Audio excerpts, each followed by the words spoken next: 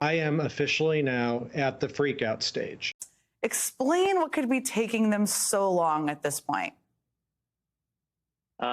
So it's worth remembering that in any normal case, this is actually not long at all. But this isn't a normal case. And the circuit did agree to expedite the briefing and oral argument. So what's surprising, I think, to many people following this is that they haven't issued their decision sort of in conformity with the speed with which they asked the parties to brief this. Remember, over the holidays, over the Christmas and New Year's holidays.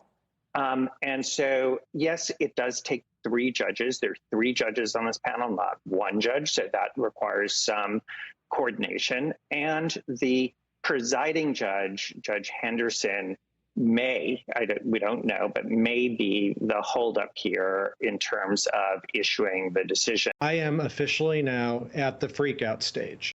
This is normal pacing here. As much as we're all impatient and as much as it's not aligned with the timing, give us a sense of what else could be going on behind the scenes here in your assessment. And if this is not this is not move forward soon, I mean in the coming weeks, could the federal election trial start in June, July, and still be concluded before the election?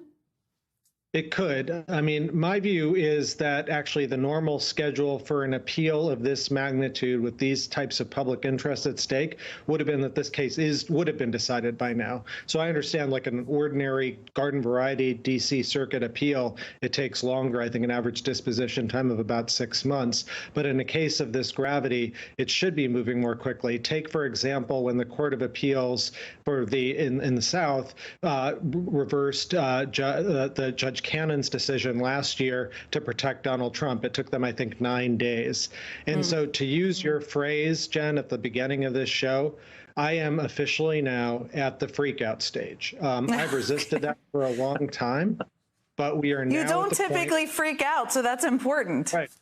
Yeah, no, I think we're now at the point, to use a different legal phrase, justice delayed is justice denied. I mean, I can't imagine a more compelling need for speed than the idea that American citizens deserve to know before the election whether a candidate for office is a felon and an insurrectionist. And it's even more galling to me because this is an easy case. There is no responsible constitutional scholar who thinks Donald Trump is right, that there's an absolute immunity, that a president can go and order Navy SEAL Team 6 to go murder his political opponent and then go and murder the senators who would try him for impeachment. That cannot possibly be right. And Judge Chutkan set a fast schedule here. And I have no idea what the Court of Appeals is doing right now, but I can tell you that I'm really worried that this delay is going to put the trial past June.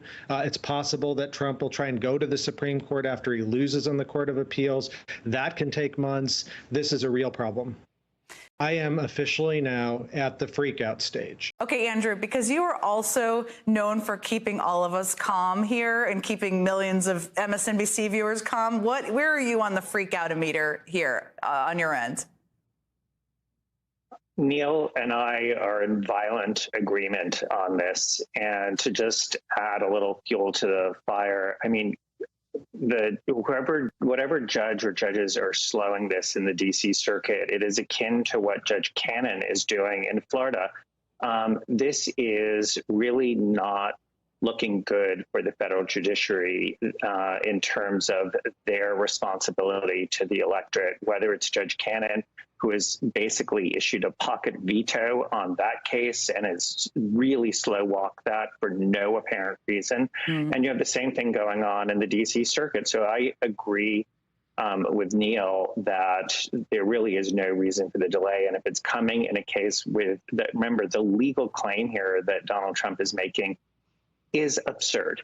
It's one of those things where at the oral argument, the best argument against him was the judge getting the lawyer for Donald Trump to actually just say what his argument was because it was so preposterous.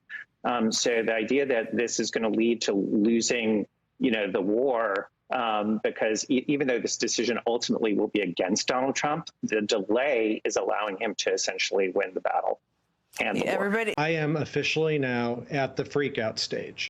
Everybody heard the freak out level here from people who don't freak out. I am officially now at the freak out stage. I am officially now at the freak out stage. I am officially now at the freak out stage. I am officially now at the freak out stage. I am officially now at the freak out stage.